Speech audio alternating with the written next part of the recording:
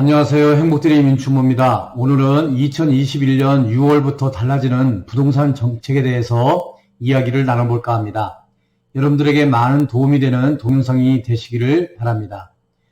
요즘 집값이 폭등이 되면서 부동산에 대한 관심이 많아지고 있는데요. 부동산 가격의 폭등에 따라 부동산 관련 정책이나 법령의 변경도 많은 관심을 가지게 됩니다. 그래서 오늘은 2021년 6월 1일부터 달라지는 부동산 정책에 대해서 살펴보려고 합니다. 2021년 6월 1일부터 달라지는 부동산 정책 3가지를 간략하게 요약하면 6월 1일부터 임대차 3법의 마지막 조각이었던 전월세 신고제가 전국적으로 시행이 됩니다. 여기에 종합부동산세 인상과 다주택자 중과세율 인상 등 정부의 다주택자 옥죄기 움직임 역시 더욱 거세질 전망입니다. 그런 6월 1일부터 달라지는 전월세 신고제, 종합부동산세 인상, 다주택자 양도소득세 중과세율 인상 등 3가지 부동산 정책에 대해서 구체적으로 살펴보도록 하겠습니다. 첫 번째, 전월세 신고제 시행입니다. 6월 1일부터 달라지는 대표적인 부동산 정책은 전월세 신고제의 본격적인 시행입니다.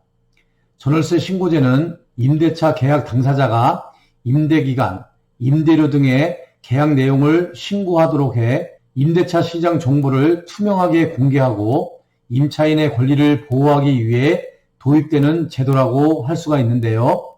전월세 신고제에 따라서 6월 1일부터 수도권과 광역시, 세종시 등에서 전세보증금 6천만 원을 초과하거나 월세 30만 원을 초과하면 신규, 갱신 계약 모두 임대차 신고를 의무적으로 해야 합니다. 신고 금액은 확정일자 없이도 최우선 변제를 받을 수 있는 임차 보증금의 최소 금액이 6천만 원인 점을 고려해 임대차 보증금 6천만 원을 초과하거나 또는 월세 30만 원을 초과하는 임대차 계약으로 규정되었습니다. 신규, 갱신 계약 모두 신고해야 하며 다만 계약 금액에 변동이 없는 갱신 계약은 신고 대상에서 제외가 됩니다. 이 점은 참고하시기를 바랍니다.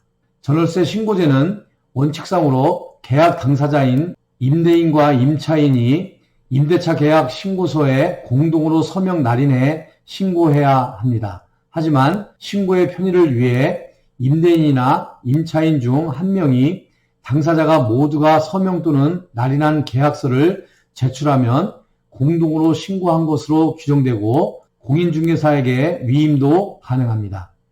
임대인과 임차인의 인적사항과 함께 임대 목적물 정보 주소, 면적, 방해 개수, 임대료, 계약기간, 체결일 등 표준 임대차 계약서에 따른 일반적인 임대차 계약 내용을 작성합니다. 전월세 신고제 신청 방법은 임대한 주택의 소재지인 주민센터를 방문하여 신청하거나 부동산 거래관리 시스템에서 온라인으로 신고를 할 수 있습니다. 정부는 이번 임대차 신고를 통해 확정일자가 자동적으로 부여됨에 따라 임대차 보호가 대폭 강화될 것으로 기대하고 있습니다.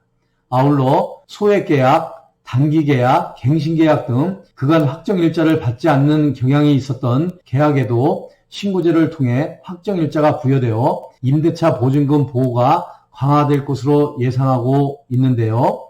다만 지난해 2020년에 통과된 2가지 임대차법인 전월세 상한제와 계약갱신 청구권이 전월세 시장의 불안을 부추겼다는 점을 두고 이번 신고제 역시 전월세 시장 불안을 부추길 수 있다는 우려도 나오고 있는 실정입니다. 지난 임대차법들이 그랬듯이 시장이 자극돼 간신히 안정됐던 전월세 시장이 다시 요동칠 수 있을 것이라는 우려에 대해서는 임대차 신고제는 완성된 거래에 대한 제도이므로 앞선 제도에 비해 시장에 미치는 영향이 크지 않을 것이라는 진단도 있지만 전월세 시장이 불안한 것은 사실입니다. 앞으로 전월세 신고제 시행이 전월세 시장에 미치는 영향이 크지 않기를 바라고 제도 시행이 시장의 투명성과 임차인 보호라는 법의 개정 취지에 걸맞는 결과가 이루어지기를 바라겠습니다. 두 번째, 종합부동산세 인상입니다. 종합부동산세 세율이 6월 1일부터 인상이 됩니다. 종합부동산세란 1인당 소유 주택의 공시가격 합계액이 6억 원을 초과할 경우 납부하게 되는 세금입니다. 1세대 1주택자의 경우 9억 원이 넘는 주택을 소유하고 있다면 역시 납부 대상이 됩니다. 기존 종합부동산세는 세율 구간별 0.6%에서 3.2%에서 결정되었으나 6월 1일부터는 1.2%에서 6%로 인상이 됩니다. 종합부동산세 개정안을 참고하시면 되겠습니다. 세 번째는 양도소득세 인상입니다. 양도소득세란 주택 등 재산의 소유권을 양도해 발생하는 소득에 대해 발생하는 조세를 가리킵니다. 6월 1일부터는 1년 미만 보유한 주택을 거래할 때 양도세율이 기존 40%에서 70%로 올라갑니다. 1년 이상 2년 미만을 보유한 주택에 적용되는 세율은 기본세율 6 내지 45%에서 60%로 상향이 됩니다. 규제지역 내 다주택자에 대한 양도세율 역시 10%포인트씩 오릅니다. 현행 체제에서는 2주택자의 경우 기본세율의 10%포인트, 3주택 이상은 기본세율의 20%포인트로 더해 부과하지만 6월 1일부터는 2주택자는 기본세율의 20%포인트, 3주택자는 30%포인트가 더해집니다. 다주택자 양도소득세 중과세율 부과 변동 추이를 참고하시면 되겠습니다. 정부는 이 같은 조치를 통해 부동산 투기에 대한 기대 수익률을 낮춰 가격 안정화를 꾀하는 모양새이나 현실은 정부 기대와는 다르게 나타나고 있는 모양새입니다. 비싼 양도세를 감내하는 대신 자녀에 대한 증여를 늘리는 움직임이 늘어났기 때문입니다. 한국부동산원의 월간 아파트 거래 현황에 따르면 지난 4월달 서울의 주택 증여는 3,039건으로 올해 최다를 기록했습니다. 이는 3월 3,022건에 이어 2달 연속 최다 기록을 갱신한 것이라고 합니다. 구별로는 고가주택이 많은 서초구 253건의 증여가 가장 많았고 노원구 235건, 광진구 212건, 강서구 197건 등의 순이었습니다.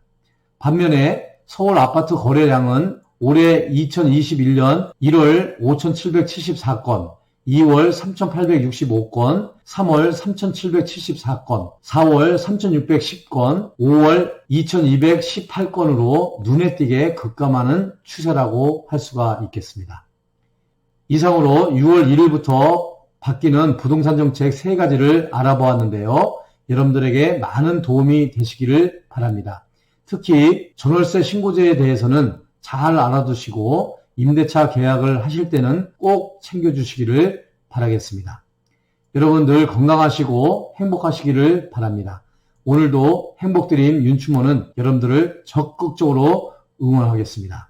이상으로 행복드림 윤추모였습니다. 여러분 감사합니다.